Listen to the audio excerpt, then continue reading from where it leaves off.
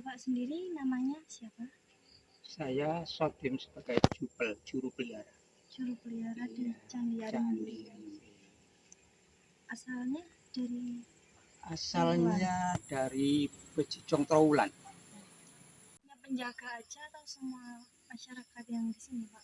Petugas seperti saya, Oh, petugas. juru pelihara. Biasanya kalau untuk taman itu ya dikasih dari kantor dari. Berhubung sini belum apa, ya pernah kita ditawarin untuk taman, cuma kendala dari airnya susah di sini saya. Makanya kita untuk dekat ya Pak sama pegunungan. Nggak ada sumur. Oh, nggak ada sumur. Kalau pengeboran 100 meter itu belum tentu mendapatkan sumber. Oh, susah. Susah. Makanya kita menyiram di sungai itu pakai sanyo, pakai selang ini seperti ini. Iya.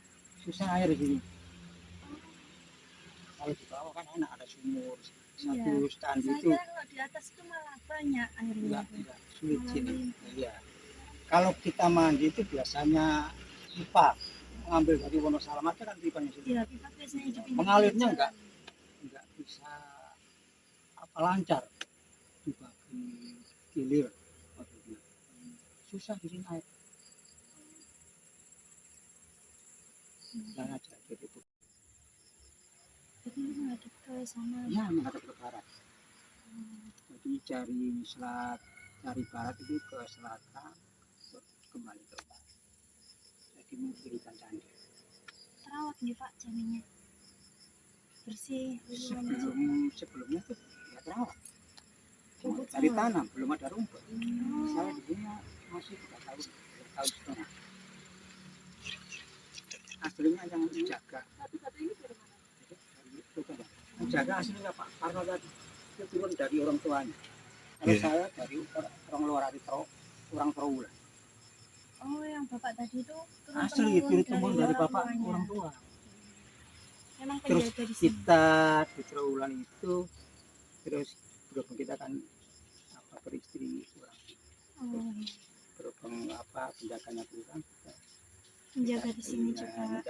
Menata ini. Dulunya nggak ada tanah, kita ambil dari jalan-jalan.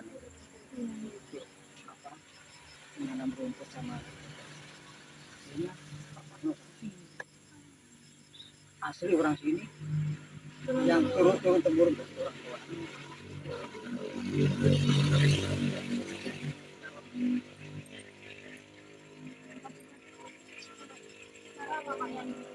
Iya ya, abad 19 itu sudah runtuh itu, makanya batunya belum berserakan. Terus pernah dibongkar oleh BPCB, sekarang kan namanya ganti BPK, Balai Pelestarian Kebudayaan. Dulu BPCB itu Balai Pelestarian Cagar Budaya, sekarang diganti BPK. Itu pernah direnovasi pada tahun 1904 sampai 1996. Jadi untuk kala itu ya biasanya dia sendiri di atas. Kalau ukiran itu ukiran ada makara itu motif tumpal itu biasanya di pipi tangga, kanan kiri tangga. Itu motif tumpal. Itu ya biasanya buat batik Jombang. Untuk pondasi itu batu bata merah. Tapi batik merah itu kalau dari penelitian fungsinya kalau ada gempa itu enggak goyang. Bata merah kan lentur, di samping itu fungsinya untuk penyerapan air. Bata merah itu.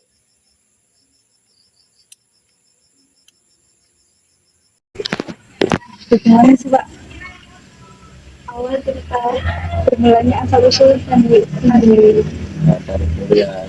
Kalau dulu pertama kali itu kan ya masih banyak rumput gitu, belum seperti ini, masih ada banyak pohon-pohonnya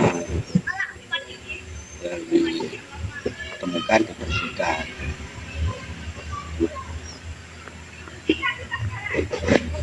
Kalau tanggal dan tahunnya tanggal berdiri.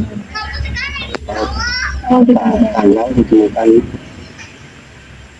pada tahun 1329 sampai 1350 Masehi. Yang menemukan candi ini sendiri itu apakah warga dari Baraja? Bukan ya, dari zaman Belanda ditemukan Paus Belanda. Itu ceritanya cerita rakyat. Di sebelah barat Candi Rimbi terdapat kuburan Dewi Rimbi. Candi Rimbi mempunyai ruangan tempat Arca Parwati. Arcanya sekarang berada di Museum Nasional yang melukiskan Tribuana Wijaya Tunggadewi, Ratu Majapahit, memerintah pada tahun 1329 sampai 1350 Masehi. Ya, cuma itu. Oh, berarti di dalam Candi Rimbi tersebut itu masih ada ruangan gitu, Pak? Ya dulunya Oh, gitu. belum jatuh itu. Iya.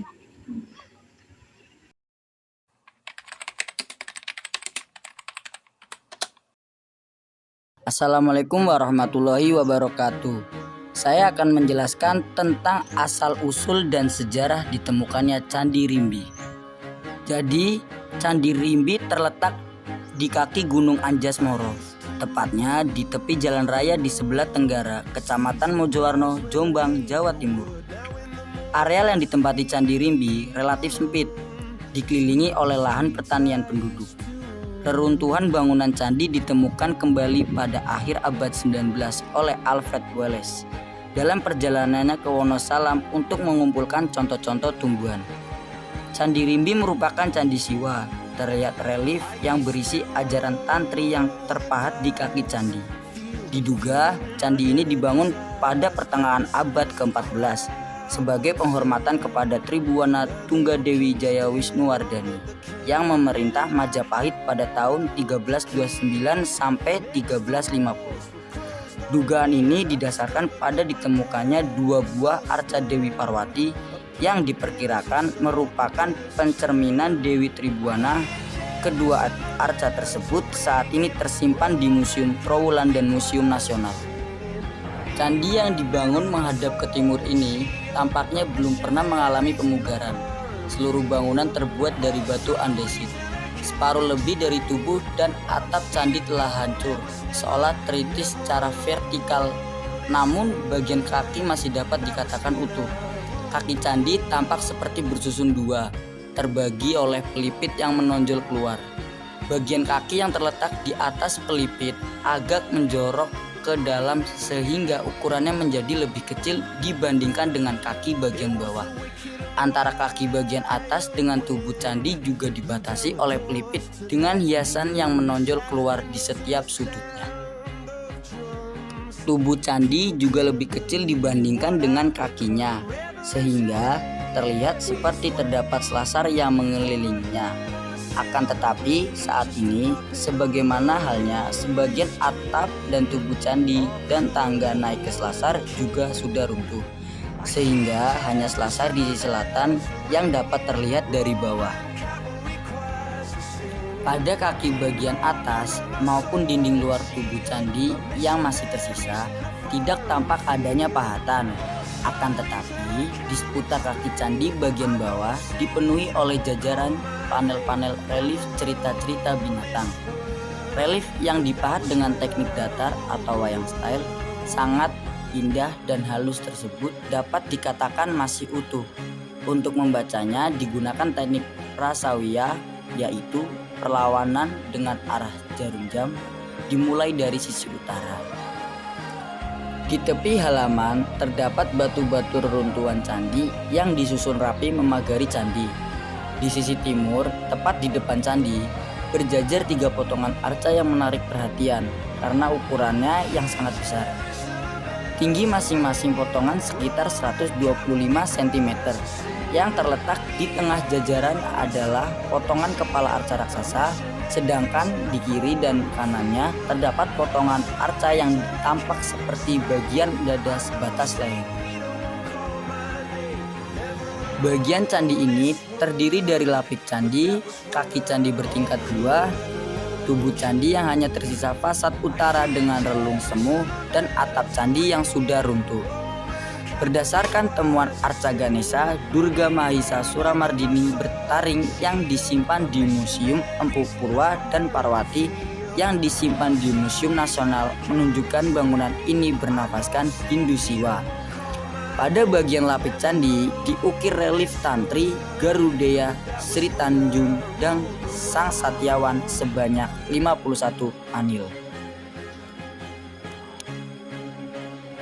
Candi Rimbi merupakan candi untuk pemujaan Dewi Parwati. Bangunan ini belum jelas apakah menjadi bangunan suci untuk memuja dewa saja atau juga menjadi bangunan pendarmaan tokoh raja yang telah meninggal. Edi Satyawati dalam buku Candi Indonesia seri Jawa menyebutkan jika Candi Rimbi merupakan bangunan pendarmaan yang didedikasikan untuk Ratu Tribhuwana, Ratu ketiga Majapahit yang memerintah tahun 1329 sampai 1350.